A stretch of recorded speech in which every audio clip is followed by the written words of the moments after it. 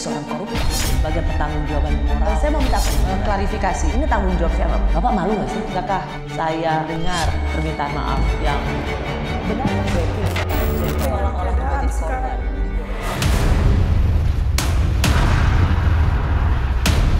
Assalamualaikum. Waalaikumsalam, Pak. Sehat, Pak. Terima kasih, Pak Menteri.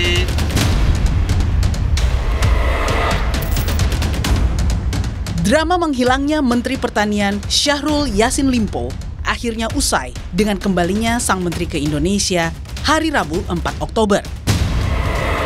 Ya, saya sore hari ini datang meminta waktu Bapak Presiden dan diberi kesempatan melalui Menseknek Pak Pratik untuk menyampaikan usul dan surat pengunduran diri saya sebagai menteri.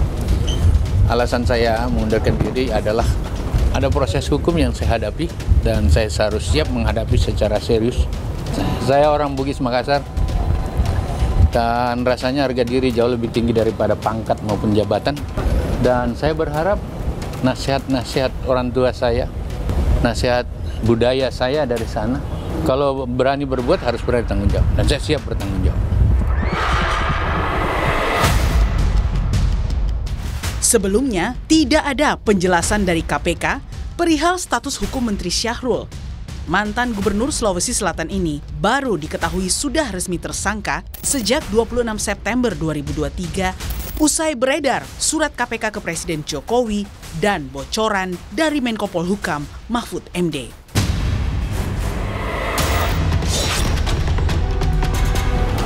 Sebelumnya, KPK menemukan uang senilai 30 miliar rupiah dalam pecahan mata uang asing dan 12 senjata api dalam penggeledahan di rumah dinas Menteri Syahrul pada Kamis 28 September.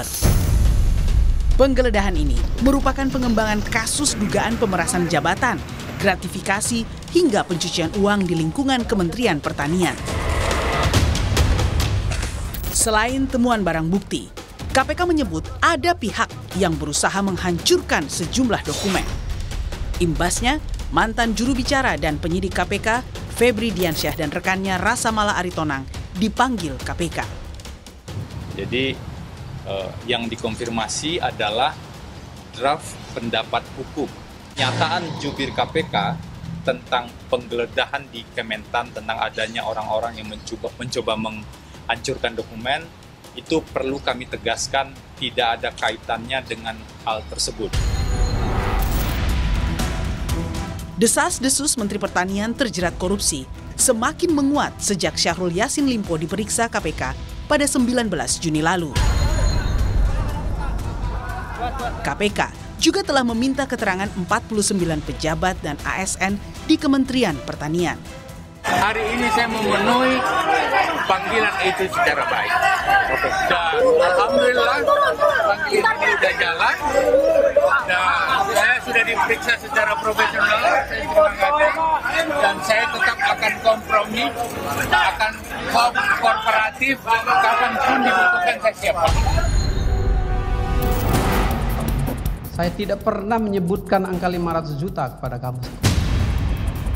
Dugaan korupsi yang menyeret mentan Syahrul menambah deretan Menteri Jokowi yang terjerat korupsi. Sebelumnya, ada mantan Menkominfo yang juga rekan satu partai Syahrul di Nasdem, Johnny G. Plate. Ia kini terdakwa kasus korupsi BTS 4G Kominfo yang merugikan negara 8,3 triliun rupiah. Kamu ngarang. Juga keterlibatan Menpora Dito Aryo Tejo dalam korupsi BTS Kominfo. Dito disebut-sebut menerima 27 miliar rupiah untuk melancarkan proyek tersebut. 27 M. Sama siapa? Pada saat itu saya tahunya namanya Dito saja. Dito apa, Pak? Dito itu macam-macam. Belakangan saya ketahui namanya Dito Aryo Tejo. Tak hanya korupsi di Kominfo, Kementerian Perdagangan juga tak luput dari aroma korupsi. Selasa 3 Oktober, Kejaksaan Agung menggeledah kantor yang dinahkodai Zulkifli Hasan karena terkait dugaan korupsi impor gula yang melebihi batas pada periode 2015 hingga 2023. Mendak itu kan memang saya masuk badai yang sampai sekarang belum kelar ya. Mudah-mudahan nanti bisa diselesaikan. Harapan Jokowi untuk menaikkan indeks persepsi korupsi di Indonesia yang terus memburuk sejak 2015 semakin berat. Apalagi dengan terus bertambahnya jumlah para pembantunya yang terjerat kasus korupsi.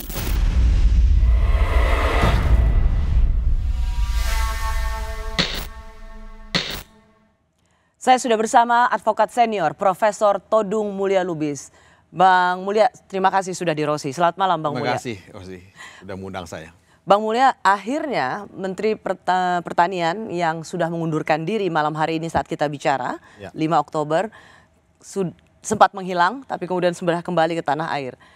Sebelum saya masuk ke pertanyaan selanjutnya, saya mau dengar dulu apa komentar Bang Mulya dari seluruh hiruk pikuk soal kasus korupsi di Kementerian Pertanian ini. Ya sebetulnya kasus ini kan sudah mencuat di media sosial berkali-kali.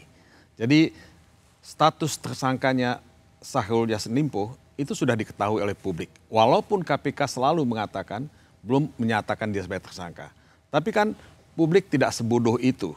Jadi menurut saya ini semacam disinformasi campaign yang dilakukan oleh pihak-pihak tertentu untuk mengacaukan persepsi publik. Tapi buat saya yang paling penting adalah ini bukti KPK itu sebetulnya semakin kehilangan soliditasnya, semakin kehilangan kekompakannya, semakin tidak punya gigi dan semakin banyak masalah dengan KPK. Jadi pelemahan KPK yang dilakukan oleh pihak DPR dan pemerintah sebetulnya itu adalah satu hal yang sangat merugikan perjuangan kita memberantas korupsi. Dan inilah hasilnya. Ini hasilnya salah satu. Nah, saya menulis buku, Ros, yang judulnya War on Corruption, an Indonesian Experience. Ini buku baru terbit 2 bulan yang lalu. Buat saya, perang melawan korupsi itu tidak akan pernah selesai. Ya. Dan semakin sulit untuk perang melawan korupsi sekarang ini dalam kondisi yang sekarang ini. Di Indonesia? Di Indonesia. Bang Mulya, yang menarik adalah hari ini, hari Kamis, 5 Oktober, semalam Menteri Pertanian sudah pulang. Dan pertama yang kali ditemuin adalah Ketua Umum Nasdem. Lalu kemudian hari ini alih-alih dipanggil KPK, tapi justru mendatangi Polda Metro Jaya. Kenapa KPK justru seperti diam? Apa yang Bang Mulya baca dari ini? Ya kalau kita percaya bahwa KPK itu lembaga extraordinary yang memberantas korupsi, dan dia sudah melakukan penggeledahan dan sudah menemukan alat-alat bukti, dan kalau KPK juga sudah tanggal 26 September seperti yang dikatakan tadi, menetapkan yang bersangkutan sebagai tersangka, seharusnya ketika dia turun dari pesawat, dia sudah harus diciduk oleh KPK. Karena dia sudah dinyatakan sebagai tersangka dan sudah punya alat bukti. Begitu landing harusnya KPK sudah menciduk? Menurut saya itu yang mesti dilakukan. Kalau kita betul-betul fight melawan korupsi. Nah ini war on corruption itu tidak pernah jalan dengan sungguh-sungguh. Jadi ini perang setengah hati melawan korupsi. Ini yang terjadi. Kalau kita lihat setelah penetapan korupsi yang seperti disembunyikan oleh KPK, agenda hari ini dari menteri yang dikabarkan hilang kontak, itu justru bertemu dengan Ketua Umum Nasdem, lalu pamitan ke Kementerian Pertanian, dan justru datang ke Polda Metro Jaya. KPK ini memang tidak siap dengan penetapan tersangka seorang Menteri Pertanian, atau memang ada yang belum selesai dalam hal ini disembunyikan oleh KPK? Ya ini sekali lagi membuktikan bahwa KPK itu tidak solid, tidak kompak. Ya kalau misalnya sudah ada semacam pernyataan yang menetapkan dia sebagai tersangka, ya sebetulnya tidak ada alasan buat KPK untuk tidak melakukan tindakan yang tegas. Tapi apakah saya salah kalau saya mengatakan dalam tubuh KPK ada semacam obstruction of justice? Dalam tubuh KPK? Dalam tubuh KPK. Ya, karena kan sudah ada surat yang diedarkan sebetulnya. Dan Menko Polhukam Mahfud sendiri sudah mengatakan bahwa dia tahu Menteri Pertanian sudah dinyatakan sebagai tersangka. Ya saya punya pertanyaan yang sangat sulit untuk saya jawab. Kok bisa-bisanya ada semacam obstruction of justice dalam tubuh KPK itu sendiri? Nah ini satu hal yang sangat serius. Presiden mesti memberikan perhatian yang sungguh-sungguh terhadap hal ini. Karena apa yang menjadi taruhan kita adalah trust terhadap KPK. Kredibilitas KPK yang semakin lama semakin nol, mendekati angka nol. Bang Mulya, sebelum sampai ke situ, di mana Anda lihat bahwa ada obstruction of justice atau penghalang-halangan keadilan, penegakan hukum di dalam tubuh KPK sendiri? Berarti kan ada kriminal di dalam tubuh KPK. Ya menurut saya kan apa yang dikatakan bahwa ada tekanan, ada pemerasan terhadap KPK, ini kan satu soal yang sangat serius, Rossi. Kok dalam tubuh KPK yang tugasnya memberantas korupsi, lembaga extraordinary yang punya power begitu luar biasa, bisa ada pembahasan terhadap tersangka misalnya, atau calon tersangka, kalau dikatakan demikian. Memang dibantah oleh Ketua KPK, tapi kan kalau saya melihat perjalanan KPK beberapa tahun terakhir ini kan bukan satu hal yang baru sama sekali. Ketua KPK sudah berapa kali gitu diisukan ya bertemu dengan tersangka, diisukan macam-macam. Dan sudah pernah juga diperiksa. Dan ada komisioner lain. Ya, ada komisioner lain juga. Dan sudah diperiksa oleh Dewan Pengawas. Nah, memang tidak ada pelanggaran kode etik yang disimpulkan oleh Dewan Pengawas. Tapi kan publik punya hak untuk curiga. What is going on gitu. Ada apa yang salah dengan Ketua KPK? Nah, kalau kita ingin tetap mengembalikan kredibilitas dan trust terhadap KPK, Presiden seharusnya melakukan investigasi. Tentu Presiden tidak bisa melakukan investigasi sendirian, dia bisa membentuk semacam fact-finding team atau untuk semacam komisi untuk menginvestigasi itu. Menurut saya ini akan lebih fair gitu. Jadi kalau tidak itu dilakukan, saya kira indeks persepsi korupsi Indonesia yang sekarang ini 34, turun dari 38, itu akan terus merosot tahun-tahun yang akan datang. Kalau kita lihat apa yang dijelaskan oleh juru bicara KPK, itu mengatakan jadi untuk identitas para tersangka dalam proses penyidikan ini sudah kami sampaikan ya, nanti pada saatnya dalam proses penyelidikan cukup pasti akan diumumkan identitasnya. Jadi di sini Bang Mulya sendiri sudah melihat bahwa sudah jelas ada pertemuan 30 miliar, tapi tersangkanya nanti diumumkan. Sementara sudah ada Menko Polhukam yang mengatakan saya mendapat informasi sudah ada yang jadi tersangka atau Menteri Pertanian jadi tersangka. Berarti tidak salah kalau kita membaca dari luar, di dalam sudah terjadi perpecahan antara ada yang menginginkan Mentan menjadi tersangka dan ada pimpinan yang tidak menghendaki Mentan jadi tersangka. Ya itu yang saya katakan tadi bahwa tidak solid KPK-nya. Jadi sebagian menginginkan Mentan menjadi tersangka, sebagian menghalangi ya penetapan Mentan sebagai tersangka. Nah ini yang saya sebut obstruction of justice. Seharusnya KPK kan tidak boleh seperti itu di depan publik. Publik ini punya kepercayaan yang sangat luar biasa terhadap KPK untuk bisa memberantas korupsi di Indonesia. Dan publik dikecewakan.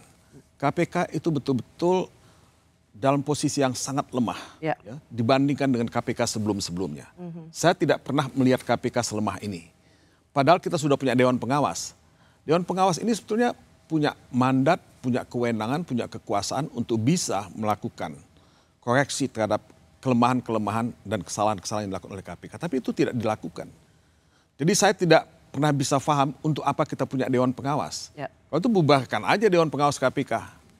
Dalam hal ini ketika terungkap soal penetapan tersangka oleh Menko Polhukam, saya rasa publik berutang pada Menko Polhukam. Karena kalau tidak ada statement dari itu, maka kemudian tidak ada terus terbuka peristiwa ini yang sebenarnya dapat kita baca sengaja ditutup-tutupi oleh KPK. Kita akan kembali lagi Bang Mulya, karena KPK rupanya sudah menetapkan Syahrul Yassin Limpo sebagai tersangka sejak 26 September.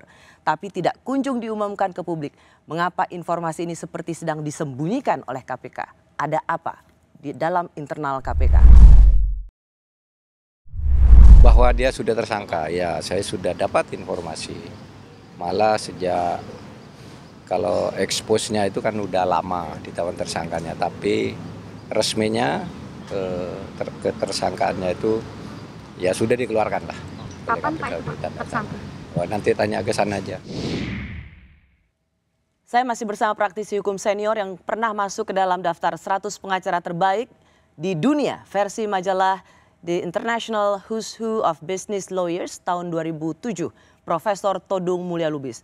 Bang Mulya, ya. Kita tahu bahwa Pak Menko kemarin mengatakan soal ini dan kita semua terkaget-kaget karena di media sudah ada penetapan tersangka tapi KPK diam 1000 bahasa. Baru setelah Menko Polhukam mengatakan saya dengar atau informasinya begitu yang menjadi tersangka. Nasdem mencibir Menko Polhukam dengan mengatakan oh sejak saya baru tahu atau sejak kapan Pak Menko Polhukam menjadi juru bicara KPK. Tapi menurut Anda apakah yang dilakukan Pak Menko Polhukam Profesor Mahfud ini adalah sesuatu yang dibutuhkan oleh publik atau offside?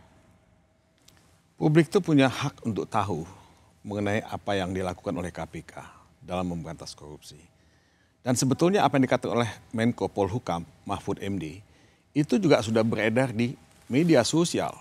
Nah, dalam konteks ini, saya kira Mahfud hanya melakukan pengulangan dan penjustifikasian terhadap apa yang sudah dilakukan oleh KPK. Dan menurut saya publik berhutang budi kepada Mahfud. Seperti yang tadi saya katakan, publik justru berutang pada Pak Mahfud karena ialah yang kemudian membenarkan bahwa ya, Menteri Pertanian sudah jadi tersangka ketika KPK tidak bisa diharapkan untuk mengumumkan itu. Ya, saya kira Mahfud sudah menjalankan tugasnya sebagai Menko Polhukam. Dia tidak bisa dituduh sebagai juru bicara KPK.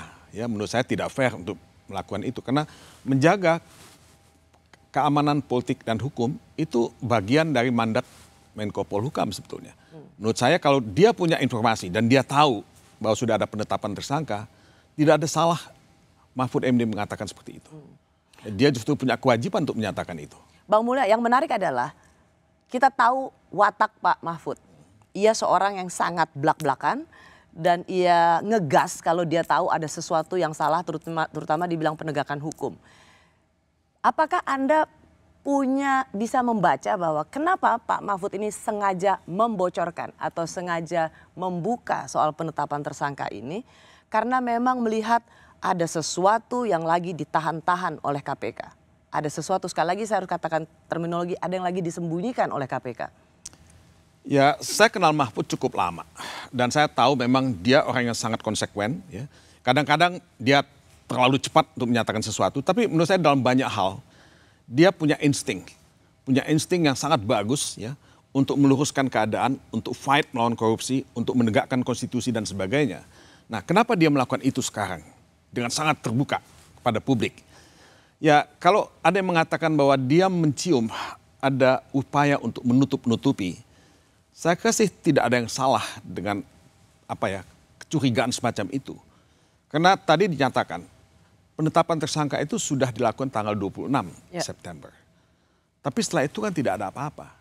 Presiden sudah mendapat pemberitahuan katanya. Ini dari media-media sosial diumumkan. Kita akan bisa kasih lihat nanti suratnya dan tanggal jadi pengirimannya. Kalau fakta-fakta ini sudah diketahui dan disiarkan di media sosial, menurut saya publik punya hak untuk bertanya, ada apa dengan KPK? Apakah KPK menyembunyikan sesuatu? Ya, Bang Mulya, kalau kita lihat di layar, ini adalah surat yang dikirimkan oleh pimpinan KPK ke Presiden Republik Indonesia. Dan di situ ditandatangani oleh Wakil Ketua KPK Nurul Gufron. Isi dari surat itu kira-kira memberitahukan kepada Presiden bahwa Menteri Pertanian Bapak Yassin Limpo itu sudah ditetapkan sebagai tersangka tanggal 26 September. Baru kemudian ada penggeledahan di rumah Menteri Pertanian dan kita temukanlah skandal 30 miliar. Artinya kan udah lama banget 26 miliar Presiden saja udah dikasih tahu. Lalu kenapa publik tidak dikasih tahu? Nah, pertanyaan saya Bang Mulya, yang menandatangani adalah Wakil Ketua KPK. Apakah ini lazim, wajar? Ya, saya tahu bahwa pada waktu itu Ketua KPK sedang tidak berada di Indonesia. Ya, katanya dia sedang di Korea Selatan waktu itu. Ya, tentu Wakil Ketua KPK punya kewenangan untuk melakukan itu. Tapi pertanyaannya, kenapa ditandatangani ketika Ketua KPK tidak ada? Nah, ini pertanyaan yang muncul di benak publik dan menurut saya legitimate dan sah saja publik bertanya. Nah, ini yang tadi saya ingin ulangi kembali, ketidaksolidan dalam pimpinan KPK itu sendiri yang mungkin betul-betul dirasakan oleh publik, dicurigai oleh publik, what is going on dengan KPK. Ya, jadi kalau kita lihat kenapa suratnya tanggal 26, sudah disampaikan kepada Presiden, tapi setelah itu diam-diam, adem ayem, tidak ada apa-apa, menurut saya ada sesuatu yang salah di sini.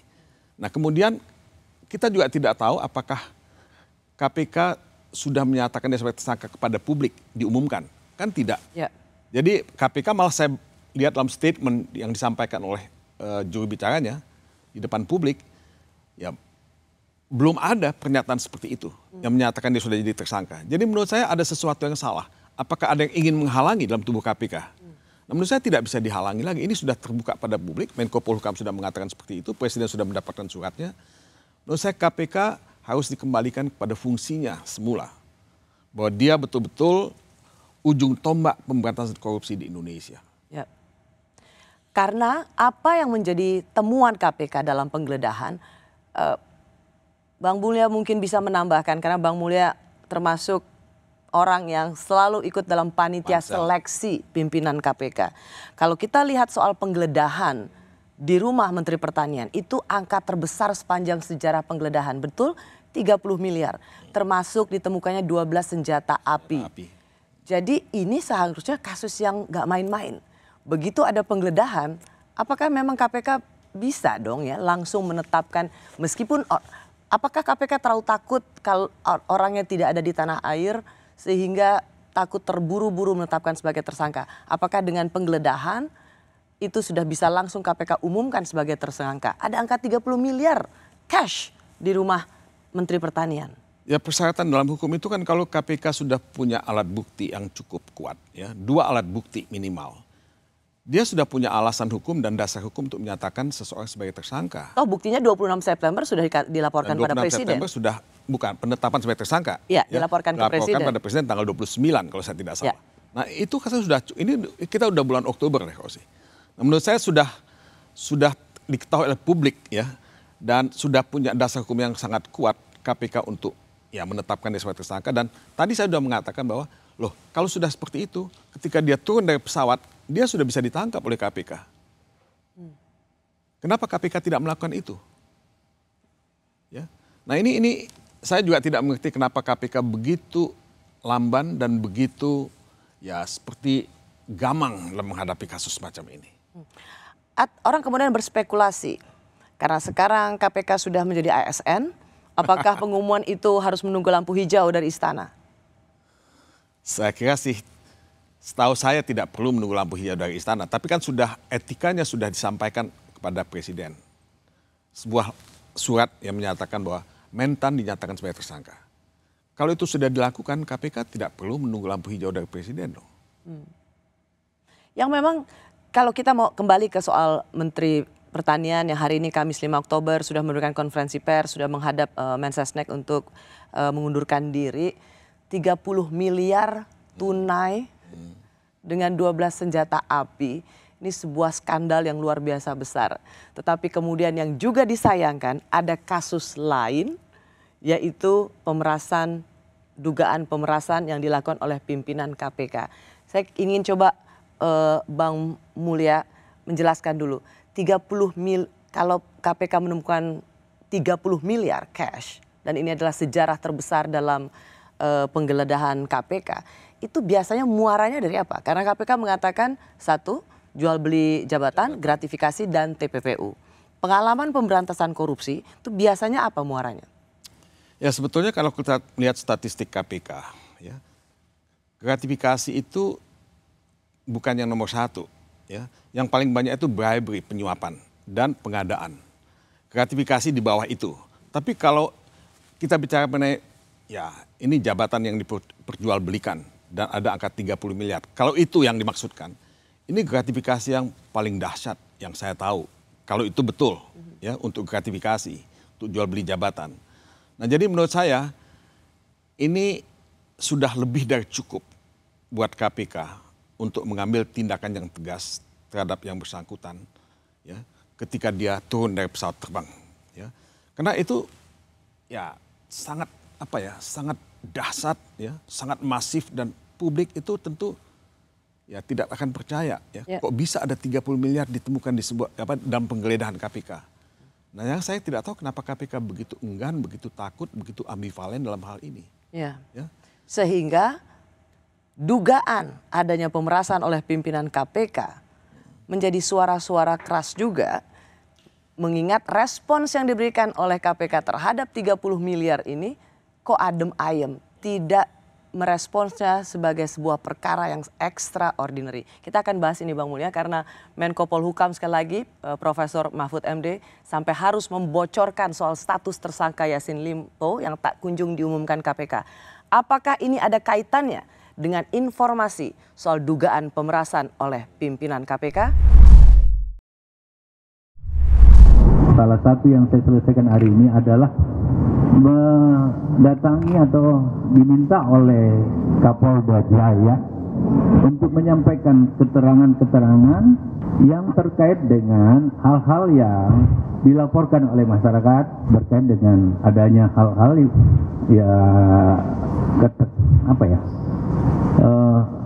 seperti apa laporan itu berkait dengan terjadinya pemerasan dan lain-lain sebagainya. Semua yang saya tahu saya sudah sampaikan dan secara terbuka saya sampaikan apa yang dibutuhkan oleh penyidik.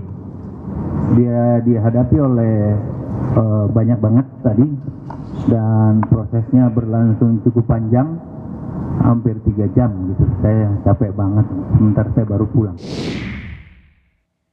Saya masih bersama advokat senior yang juga merupakan salah satu tokoh di balik berdirinya organisasi anti korupsi Indonesia Corruption Watch dan Transparency International Indonesia, Profesor Todung Mulya Lubis.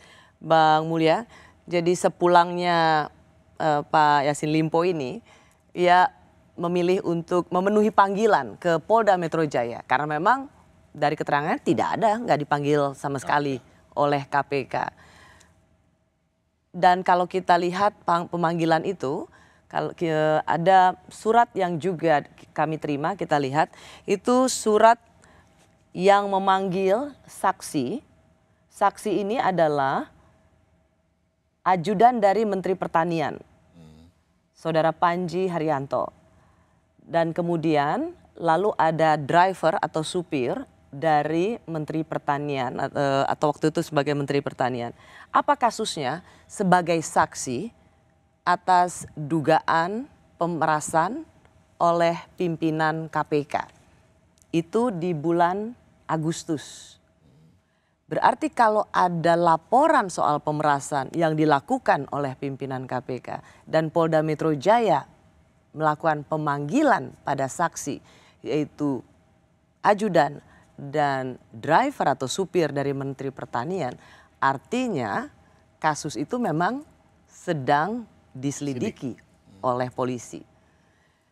Nah, pertanyaan saya adalah, ini kalau benar ini serius didalami oleh Polda Metro Jaya, ini juga satu skandal besar yang dilakukan oleh pimpinan KPK memeras seorang calon tersangka supaya tidak dijadikan tersangka. Tuduhan terhadap pimpinan KPK yang melakukan pemerasan memang sudah dibantah oleh ketua KPK itu sendiri. Tapi kan tuduhan itu sendiri didengar oleh publik, diketahui oleh publik. Dan tuduhan itu tidak bisa didiamkan. Kalau sudah ada 2 orang yang diperiksa oleh kepolisian Metro Jaya yang ditengarai mengetahui ya, ada pemerasan seperti itu. Ya. Menurut saya ini ketua KPK yang paling banyak masalah. Saya tidak pernah menemukan ketua KPK sebelum ketua KPK yang sekarang yang punya masalah seperti ini. Dan ini kan bukan masalah satu-satunya yang dihadapi, karena sebelumnya sudah ada pemeriksaan dari Dewan Pengawas. Jadi menurut saya kredibilitas wibawa KPK dipertaruhkan dengan isu pemerasan semacam ini. Dan ini mesti dibongkar dengan tuntas. Karena kalau saksi yang diperiksa untuk kasus dugaan pemerasan oleh pimpinan KPK dan yang diperiksa itu adalah supirnya Menteri Pertanian, ajudannya Menteri Pertanian, Menteri Pertaniannya sedang kena kasus, itu ya berarti yang diperas adalah Menteri Pertanian dong ya. Makanya nggak heran lama banget dijadiin tersangka. Ya logikanya seperti itu. Bahwa ya di rumah Mentan sendiri ditemukan uang 30 miliar. Itu juga satu jumlah yang luar biasa gitu. Dan itu juga tidak bisa dibiarkan. Ya. Tapi kan pertanyaannya, kenapa KPK tidak memanggil ya, Mentan ketika dia kembali? Ya. Ya. Ini juga satu pertanyaan yang sulit untuk difahami. Ya. Kenapa tidak dipanggil? Kenapa justru Mentan itu ke polisi misalnya? Jadi dua-dua ini harus dibongkar dengan tuntas kalau kita ingin mengembalikan marwah KPK. Mengembalikan semangat pemberantasan korupsi kita.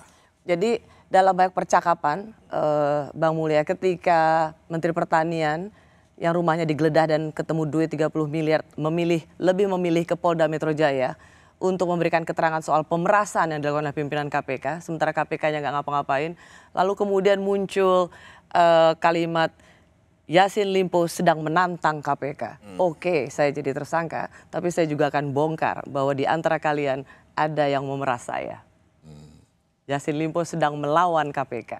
Apakah ini sesuatu yang kita butuhkan? Ya, no one win kalau begitu. Yang rugi kan kita semua. Tapi menurut saya kedua-duanya mesti dibongkar. Dua-duanya harus dibongkar. Dua-duanya harus dibongkar. Jadi tidak bisa ada impunitas dalam kedua kasus ini. Nah, saya melihat Dewan Pengawas ya yang semakin tidak berdaya menghadapi pimpinan KPK. Menurut saya dengan asas praduga tidak bersalah yang kita tetap hormati, tidak ada salahnya kalau Presiden turun tangan membenahi KPK. Saya dulu pernah diangkat oleh Presiden SBY ketika ada kasus Cicak versus Buaya. Ya, ketika 2 komisioner KPK ditahan oleh pihak kepolisian untuk melakukan investigasi dan fact finding. Nah, ini kasus yang sangat serius. Kalau pimpinan KPK walaupun dia sudah membantah dituduh melakukan pemerasan, apalagi pemerasan itu ditengarai dilakukan ya terhadap seseorang yang ya sekarang menjadi tersangka ya untuk kasus gratifikasi, pencucian uang dan sebagainya itu. Menurut saya ini Presiden bisa membentuk semacam tim kecil untuk melakukan investigasi. Karena saya harus menanyakan ini juga pada Bang Mulya. Karena kami mendapat informasi bahwa sebenarnya KPK sendiri sudah menemukan atau memeriksa orang yang mengatakan mengantar uang untuk pimpinan KPK.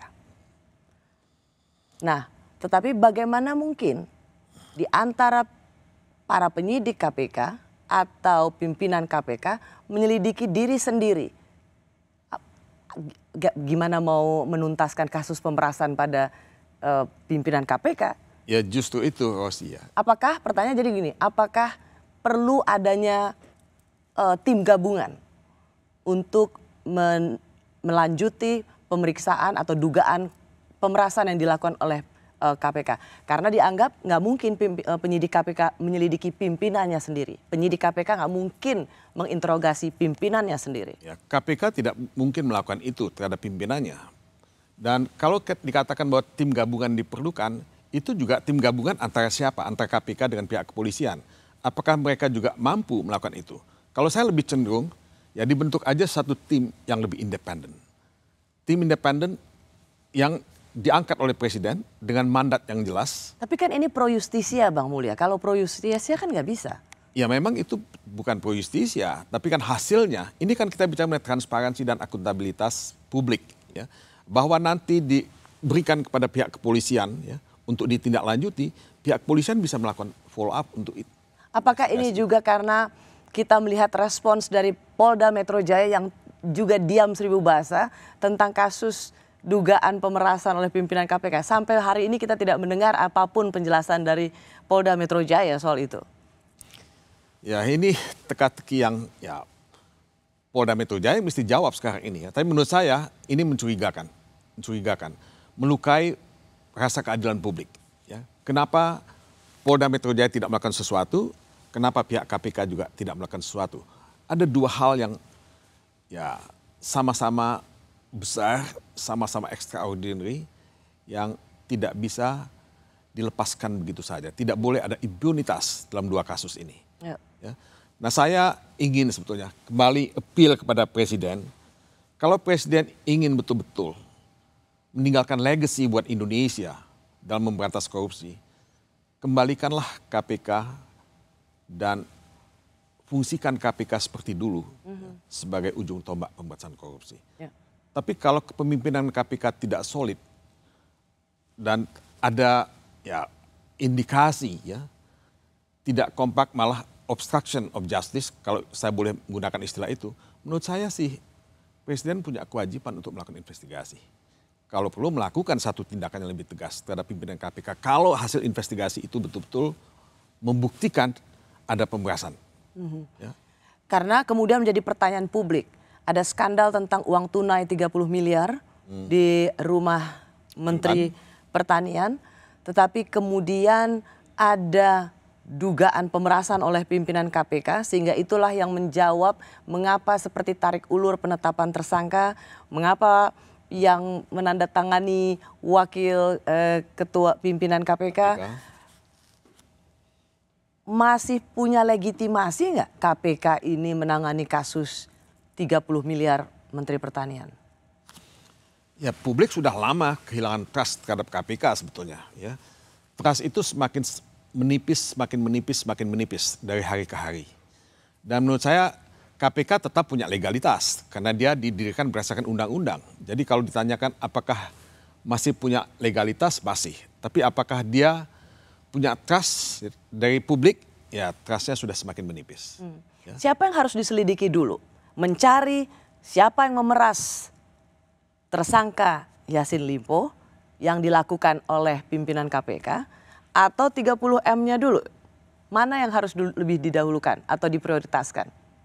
Ya, dua-duanya mesti diprioritaskan. Pimpinan KPK itu pimpinan dari satu lembaga ekstraordinari yang memberantas korupsi. Bagaimana KPK bisa cepat menuntaskan kasus 30 miliar kalau ada dugaan pemerasan oleh pimpinan KPK? Kasihan penyidik dan komisioner lain, orang baik di dalam sana. Ya memang, apakah kalau masih ada orang baik, saya percaya masih ada orang baik. Apakah penyidik punya keberanian atau tidak? Apakah akan ada intervensi terhadap penyidik? Ini pertanyaan-pertanyaan praktis yang akan dihadapi pada tingkat penyidikan. Tapi apakah kita tidak percaya bahwa ada ya pihak-pihak dalam tubuh KPK yang juga ingin melakukan penyidikan dan pembersihan total dalam KPK misalnya? Mungkin tidak 100% total. Nah, ketika Wakil Ketua KPK menandatangani surat penetapan tersangka, sebetulnya kita melihat ada satu harapan di sana. Bahwa KPK ingin menuntaskan kasus ya dugaan korupsi yang dilakukan oleh Mentan. Nah, tapi kan tidak segampang itu ternyata. Ada pimpinan yang lain yang mungkin ya tidak sepaham dengan itu. Tapi menurut saya, maka ditunggu pada saat sedang lagi di Korea. Kalau presiden ya ingin melakukan sesuatu dan ada tudingan terhadap pimpinan KPK yang melakukan pembahasan, pimpinan KPK sekarang mesti nonaktif untuk sementara. Selama investigasi ya penyelidikan itu dilakukan. Oke. Ya. Dan itu sumbernya adalah Polda Metro Jaya. Siapa yang dilaporkan dengan karena kita belum tahu pimpinan KPK. Nah, itu harus dikejar siapa yang dituduhkan melakukan pemerasan pada Yassin Limpo supaya tidak dinaikkan statusnya sebagai tersangka dan dia harus nonaktif sebagai pimpinan KPK. Ya sebetulnya sih yang saya tahu adalah Ketua KPK sudah membuat bantahan bahwa ada pemerasan yang dilakukan oleh pimpinan KPK terhadap Yassin Limpo. Ya, paling tidak itu indikasi ya yang bisa kita baca ya, di media ya atau di televisi misalnya. Jadi ya dia mesti diinvestigasi. Ya. Bantahan dia kan tentu dia akan pasti membantah ya. Tapi kan kalau sudah ada 2 orang yang diperiksa oleh di kepolisian Metro Jaya, menurut saya kan ada ada awal ya pembuktian yang bisa dilakukan di sini. Ya. Awal tahun lalu Presiden Jokowi merespon serius anjloknya indeks persepsi korupsi Indonesia. Belakangan sejumlah menteri Jokowi justru terjerat kasus korupsi. Pemerintah tidak akan campur tangan terhadap penegakan hukum dan aparat penegak hukum harus profesional dan sesuai dengan hukum yang berlaku. Pemerintah mengikuti secara cermat beberapa survei sebagai bahan masukan untuk perbaikan, antara lain Indeks Demokrasi Indonesia, Indeks Persepsi Korupsi, Indeks Negara Hukum, Global Competitiveness Index, dan Indeks Persepsi Korupsi yang menjadi masukan bagi pemerintah dan juga bagi aparat penegak hukum untuk memperbaiki diri. Masih bersama saya advokat senior Profesor Todung Mulya Lubis. Ia adalah orang ketiga Indonesia yang meraih penghargaan bergengsi Haas Award dari University of California, Berkeley karena memberi kontribusi istimewa pada negaranya. Bang Mulya, pada bulan Februari Presiden langsung merespons cepat. Kenapa? Karena ada hasil indeks persepsi korupsi terendah sejak tahun 2015. Jadi respons berupa konferensi pers itu dilakukan oleh Presiden itu kira-kira bulan Februari, jadi bisa dibilang sekitar 8 bulan lalu. Tetapi per bulan ini kalau kita lihat ada Kominfo yang terjerat korupsi, lalu juga ada Mentan, ada penyebutan nama seorang menteri yang dengan uang sebesar 27 miliar, dan kemudian juga ada soal impor gula, maka Kejaksaan melakukan penggeledahan di kantor Kementerian Perdagangan. Apa yang Anda lihat dari politik pemberantasan korupsi di pemerintahan Jokowi? Saya khawatir bahwa indeks persepsi korupsi Indonesia akan lebih jelek lagi. Kalau kita melakukan survei, ya, seperti yang dilakukan oleh Transparency International. Nah, politik pemberantasan korupsi kita ini sudah mulai melemah ketika Undang-Undang KPK itu diamendmen, direvisi, ya, pada beberapa waktu yang lalu. Kewenangan KPK semakin dipreteli. Dewan pengawas dibentuk, tapi dewan pengawasnya ompong, tidak fungsional, ya, tidak punya gigi, dan pimpinan KPK tidak sesolid dan setangguh KPK sebelumnya. Nah, yang saya lihat juga ada rivalitas antara sesama penegak hukum. Saya bicara mengenai KPK, kepolisian, dan kejaksaan. Padahal ketiga lembaga penegak hukum ini kan seharusnya punya sinergi, bekerja sama. Kalau kita ingin mendapatkan hasil pemberantasan korupsi yang optimal. Akibatnya, ya saya agak sedih karena periode kedua Presiden Jokowi, ya, seharusnya dia bisa membuat legacy yang bagus buat bangsa ini, meninggalkan sejarah perjuangan pemberantasan korupsi yang bagus dengan hasil yang bagus. Kalau Anda melihat komparasi 10 tahun Presiden sebelumnya dan pemerintahan saat ini, mana yang jauh lebih banyak menteri-menteri tertangkap di dalam kabinet? Kalau kita melihat berapa banyak menteri yang diseret ke pengadilan, dihukum karena kasus korupsi, ketika Ibu Megawati menjadi presiden ada 3 menteri, ya, yang ya dihukum karena kasus korupsi. Pada zaman Presiden SBY, Susilo Bambang Yudhoyono, ada 5 menteri. Sekarang ini sebetulnya ada 5 menteri yang sudah, ya, diadili dan dihukum. Nah, kalau Yassin Limpo, ya, yang sekarang sudah dinyatakan tersangka, kemudian diadili dan dihukum, nah Jokowi melebihi prestasi yang dicapai oleh Presiden Susilo Bambang Yudhoyono. Tapi ini satir loh, satir sekali. Melebihi apa yang dicapai oleh Presiden SBY, yaitu mencetak menterinya terkena kasus korupsi. Saya bicara fact. Ini fact yang tentu saya tidak, saya tahu bahwa Presiden Jokowi punya komitmen untuk memberantas korupsi. Tapi menurut saya, fakta adalah fakta. Dan ya saya menyesali sebetulnya pelemahan KPK yang dilakukan akibat, ya, revisi Undang-Undang KPK. Bang Mulya, kalau kita lihat dari sejarah menteri-menteri yang ditangkap karena kasus korupsi, itu mayoritas adalah menteri-menteri dari partai politik. Apakah ini memiliki satu kesimpulan tersendiri atau menandai satu kesimpulan sendiri? Karena rata-rata semuanya adalah menteri-menteri dari partai politik, bukan kalangan profesional. Kita tidak pernah membentuk second cabinet di Indonesia ini. Jadi kabinet itu adalah kumpulan dari, ya, koalisi, ya, partai politik yang berkuasa. Nah, apakah kita memang mengangkat menteri karena meritokrasi? Ya tidak juga gitu. Ini kan, ya, arisan kekuasaan melalui partai-partai politik. Nah, kalau misalnya ditanya pada saya mengenai kenapa menteri-menteri dari partai politik, kita dihadapkan pada high cost politics. High cost politics yang butuh biaya besar, apakah untuk pemilu, apakah untuk, ya, membayar utang-utang ketika pemilu dan pilpres. Dan ini menurut saya, ya, akibatnya adalah abuse of power. Pada saat mereka ada di kabinet. Nah, abuse of power itu bukan semata-mata untuk memperkaya diri sendiri, tapi juga untuk membiayai roda politik dari masing-masing kekuatan politik yang ada. Baik. Bang Mulya, terakhir yang ingin saya tanyakan.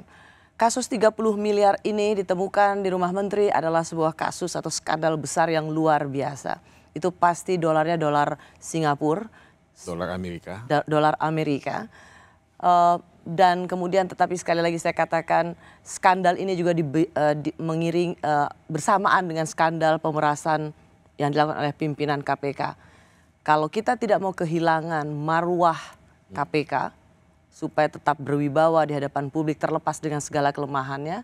Dan begitu juga Polda Metro Jaya yang kita harap transparan menginformasikan tentang perkembangan kasus ini. Tapi dari sisi Presiden Jokowi, apa yang Anda harapkan dilakukan oleh Presiden Jokowi? Ya, Presiden Jokowi akan menjadi presiden sampai Oktober 2024. Masih ada waktu untuk membenahi KPK. Masih ada waktu untuk membangun kembali trust ya, publik terhadap pemberantasan korupsi di Indonesia. Nah, pemberantasan korupsi itu kan tidak hanya dilakukan oleh KPK sendirian. Pihak kepolisian juga melakukan hal yang sama. Pihak Kejaksaan Agung juga melakukan hal yang sama. Menurut saya 3 lembaga ini betul-betul mesti diusahakan menjadi satu kekuatan yang dahsyat. Punya sinergi dan koordinasi yang kuat ya untuk memberantas korupsi. Nah, inilah kesempatan emas buat Presiden Jokowi untuk memulihkan kepercayaan publik terhadap semangat pemberantasan korupsi. Ya menurut saya Presiden itu ya bisa ya meminta ya memanggil satu-satu pimpinan lembaga-lembaga penegak hukum ini untuk bersinergi satu dengan yang lain. Dan kalau misalnya ada kasus-kasus yang menimpa pimpinan organisasi lembaga hukum ya lembaga pemberantasan korupsi ini, Presiden tidak boleh juga ya tidak tegas ya. Menurut saya Presiden harus mengambil tindakan yang tegas. Kalau tadi disebutkan ada tudingan pemerasan, menurut saya itu tidak boleh didiamkan. Dan ini menyangkut KPK misalnya. Siapapun itu pimpinan KPK yang disebutkan di situ, menurut saya Presiden harus mengambil tindakan yang tegas. Yaitu paling tidak menonaktifkan. Paling tidak menonaktifkan yang bersangkutan. Supaya kasus ini dapat diinvestigasi secara tuntas sampai selesai. Dan kalau misalnya yang bersangkutan memang bersalah, ya, ada bukti-bukti, ya mesti diproses secara hukum dan dipertanggungjawabkan secara hukum. Dengan cara itulah paling tidak bisa memulihkan nama baik KPK. Paling tidak bisa memulihkan nama baik KPK walaupun ya belum tentu nama baik KPK bisa dipulihkan dengan kondisi seperti sekarang ini. Baik. Bang Mulya, saya terima kasih Bang Mulya sudah hadir di studio Menara Kompas di acara Rossi dan besok Anda akan terbang juga ke Norwegia. Terima kasih, saya orang pertama yang Anda berikan buku ini yang terbit di Melbourne University Press. Melbourne University Press. Terima kasih Bang Mulya. Terima kasih sama-sama. Selamat terbang ke Norwegia. Terima kasih. Saya Rusiana Silalahi, terima kasih sudah menyaksikan program Rossi. Tetaplah di Kompas TV Independen, terpercaya. Sampai jumpa Kamis depan.